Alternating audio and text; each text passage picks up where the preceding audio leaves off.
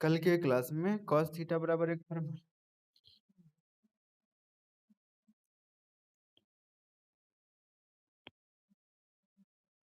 अरे वो तो ए डॉट बी का मान हो गया, वो तो ए डॉट बी का मान लिखा दिया, A dot B equal to mod of A mod of B, note में जो लिखा होंगे cos थीटा निकालने का मान ये वाला दोनों जाके इधर बट्टा में हो जाए।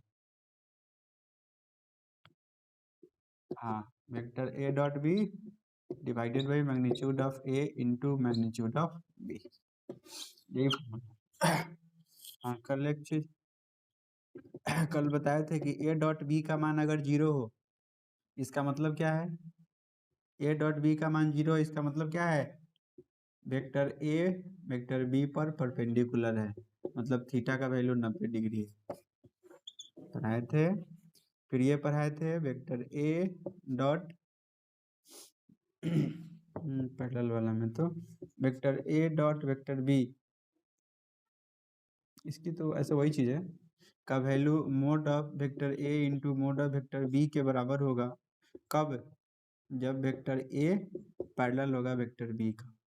इसी के आधार पर पढ़ाएंगे कि आई डॉट आई 1 के बराबर होता है, वैसे ही अगर सेम सेम हो जे डॉट जे तो 1 के बराबर होता है, के डॉट के कैप डॉट के कैप तो ये 1 के इक्वल होता है। ठीक है, माइक ऑफ कीजिए जिसका भी माइक ऑन है।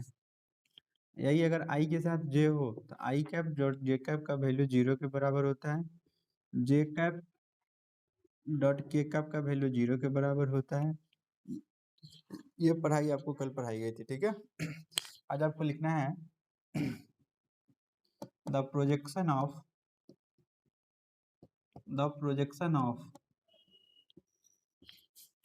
Vector A on vector B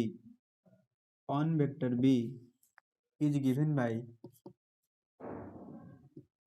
by vector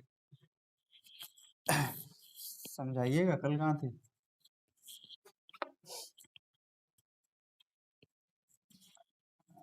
चलिए वेक्टर ए डॉट, बात नहीं, हल्ला नहीं करे। The projection of vector A on vector B is given by vector A dot vector B by mod of vector A into mod of vector B, mod of vector A into mod of vector B. देखिए हमेशा याद रखिएगा, हमेशा ये question पूछा जाता है कि ए का प्रोजेक्शन बी पे, तो ऑन के बाद कौन है बोलिए तो? दो वेक्टर है, एक वेक्टर ए है एक वेक्टर बी है, तो अच्छा ये मैं गलती लिख रहा हूँ, मोड ऑफ वेक्टर। हाँ, जब भी आपको ऐसा पूछेगा आपको कि किसी वेक्टर का प्रोजेक्शन किसी दूसरे वेक्टर में, तो ऊपर में दोनों का डॉट होगा, चाहे ए का बी पर पूछे या बी का ए पर पूछे, ऊपर में अंतर नहीं पड़ेगा, ऊपर में फिक्स है कि ए डॉट बी होगा। और नीचे में क्या होगा, तो नीचे में ऑन के बाद जो वेक्टर होगा वही बट्टा में उसका मॉडुलस होगा। याद हो गया क्या? सबको याद हो गया? अब वही अगर पूछे कि the projection of vector be on vector A is given by, चलिए इसका फॉर्मूला क्या हो जाएगा? क्या बोले हैं कि किसी का प्रोजेक्शन का है तो ऊपर में तो दोनों का डॉट होगा, आंख बंद करके उतार देना है। ठीक है, और नीचे में कौन वेक्टर लेना है, तो ऑन के बाद जो वेक्टर होगा उसी का मॉडुलस नीचे लेना।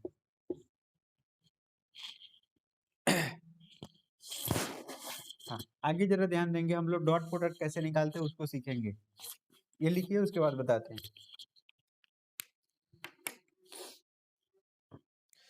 जो नहीं लिखे हैं तेजी में लिखिए, ये दोनों सेम ही चीज है, एक समझ गए तो इस पर लिखने की जरूरत नहीं है, ऐसे आप उतार भी सकते हैं। ए का बी पर पूछेगा तो ऊपर में तो सेम सेम होता है, ऑन के बाद जो वेक्टर होगा उसी का मैग्नीट्यूड हम लोग नीचे लिखते हैं।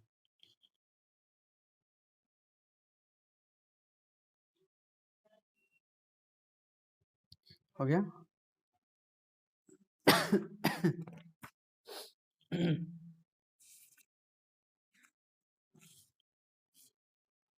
मिटा रहे हैं।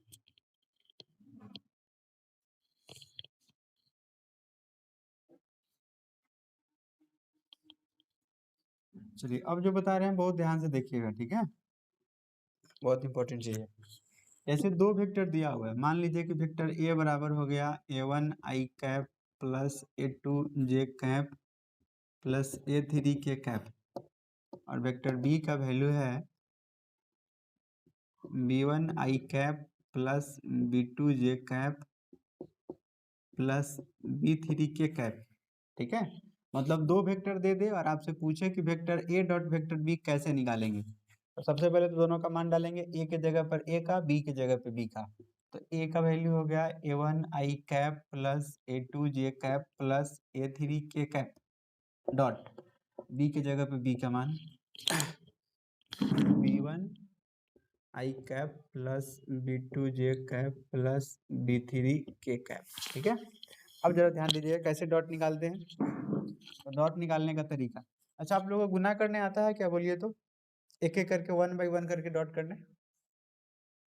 अगर 1 बाई 1 करके डॉट करेंगे तो करने आएगा सबको, पहला से पहला के साथ डॉट। हमेशा याद रखना है बीच में डॉट है ना, मतलब दोनों के बीच में सिंबल जो देना है वो डॉट का देना है।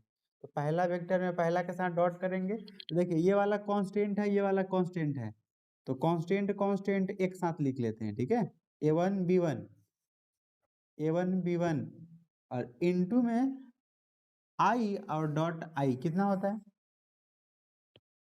देखिए हमको इससे इसमें डॉट करना है। ठीक है, तो कांस्टेंट हो गया, कांस्टेंट हो गया, तो कांस्टेंट कांस्टेंट एक साथ। देखिए कहने का मतलब है कि 2 गुना 2 लिखिए तो, या 2.2, मतलब अगर स्केलर हो तो क्रॉस लिखिए या डॉट लिखिए, उससे कोई अंतर नहीं पड़ता है।